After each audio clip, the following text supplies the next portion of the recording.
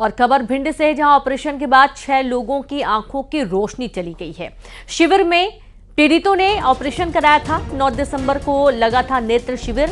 ग्वालियर के कालेरा हॉस्पिटल में हुआ था ऑपरेशन। तो वहीं दूसरी आंख के ऑपरेशन करने के आरोप लगाए गए। शिविर किसके आदेश पर लगाया गया, ये भी अब जानकारी जुटाई जा रही है। लेकिन एक थोड़ी सी लापरवाही कई मरीजों की आंखों की रोशनी ले डूबी।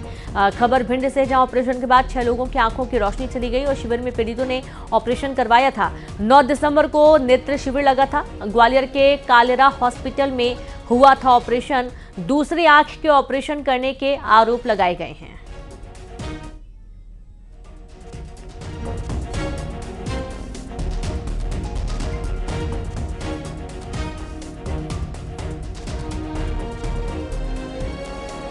तो खबर भिंड से है, जहां ऑपरेशन के बाद 6 लोगों की आंखों की रोशनी चली गई। शिविर में पीड़ितों ने ऑपरेशन कराया था।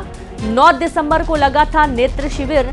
ग्वालियर के कालेरा हॉस्पिटल में हुआ था ऑपरेशन, जहां दूसरी आंख के ऑपरेशन करने के आरोप भी लगाए गए हैं। और अब ये भी आदेश कहां से आया शिविर लगाने का, किसके आदेश पर शिविर लगाया गया, ये भी एक बड़ा प्रश्न बना हुआ है। पूरे मामले की तफ्तीश की बात कही जा रही है। बहुत चौंकाने वाला मामला है, क्योंकि 6 मरीज जिनकी आंखों की रोशनी ही चली गई है। आरोप है कि डॉक्टरों ने गलत आंख का इलाज कर दिया और मरीजों की एक छोटी सी लापरवाही डॉक्टर्स की मरीजों की आंखों की रोशनी चली गई है। नेत्र शिविर के जरिए ऑपरेशन किया गया था और ये जो शिविर है ये दिसंबर में ही लगा था। 9 दिसंबर को लगा था नेत्र शिविर, जहां ग्वालियर के कालेरा हॉस्पिटल में ऑपरेशन हुआ था। और इस ऑपरेशन के दौरान दूसरी आंख के ऑपरेशन करने के आरोप मरीजों ने लगाए हैं।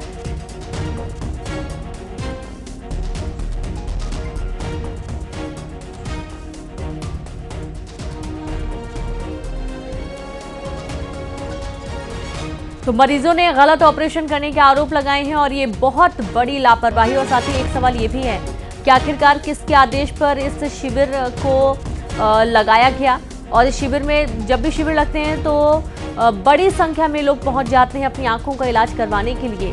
और ये खबर भिंड से है, जहां ग्वालियर के कालेरा अस्पताल में सभी मरीजों का ऑपरेशन भी हुआ था, लेकिन 6 मरीजों की आंखों का गलत ऑपरेशन, जैसा कि मरीज आरोप लगा रहे हैं, गलत ऑपरेशन, गलत आंख का ऑपरेशन कर दिया और इस वजह से मरीजों की आंखों की रोशनी ही चली गई।